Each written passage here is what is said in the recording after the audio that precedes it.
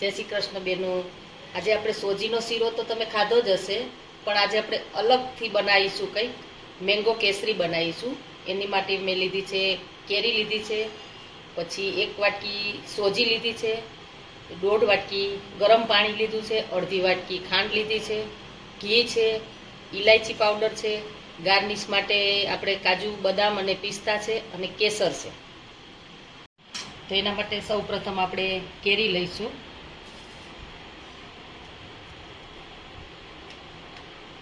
કેરીનો રસ આપણે બ્લેન્ડરમાં કે મિક્સરમાં નથી કાઢતા, આજે અલગ રીતે તમને કેરીનો રસ કાઢીને બતાવું છું।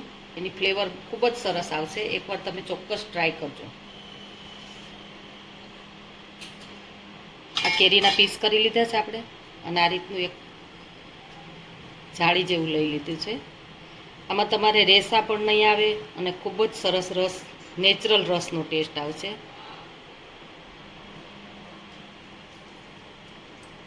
એકદમ આસાનીથી નીકળી જાય છે, જો તમે જોઈ શકો છો।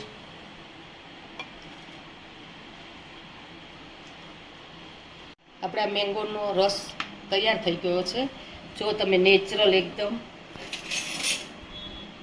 તમને બતાવી દઉં, એકદમ નેચરલ રસ, રેસા નહીં આવે અંદર, ટેસ્ટમાં પણ ખૂબ જ સરસ લાગશે। તો આપણે ઘી ગરમ થઈ ગયું છે, હવે આપણે સોજીને ઘીમાં શેકીશું। ધીમા તાપે શેકવાની છે, અને એકદમ સરસ ગુલાબી થાય ત્યાં સુધી આપણે શેકીશું એને।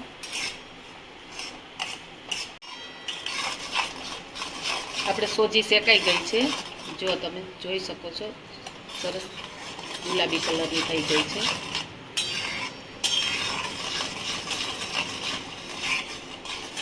લીધું છે એ લઈશું।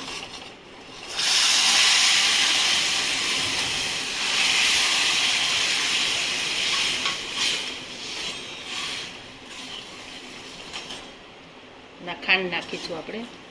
ખાંડ આપણે ખૂબ ઓછી લીધી છે, કારણ કે આપણે કેરીનું સ્વીટનેસ આવવાની જ છે।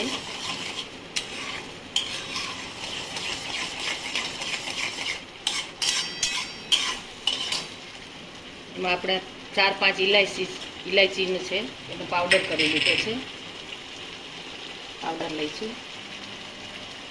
5 થી 6 તાતણા આપણે કેસરના લઈશું।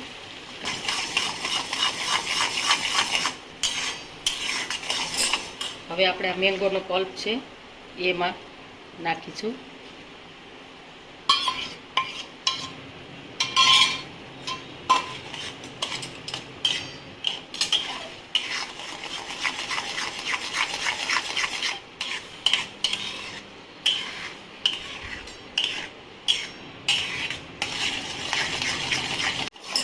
આપણે આ મેંગો કેસરી આપણે રેડી થઈ ગયો છે, જો તમે જોઈ શકો છો, ઘી પણ આપણે સાઈડમાંથી છૂટું પડી ગયું છે।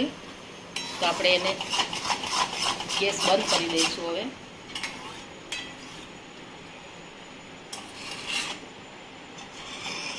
અને આપણે એને સર્વ કરીશું। હવે આપણે સર્વ કરીશું મેંગો કેસરી।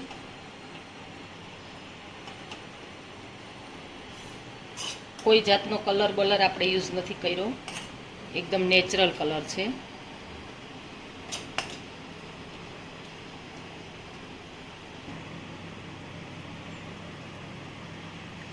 પિસ્તા છે,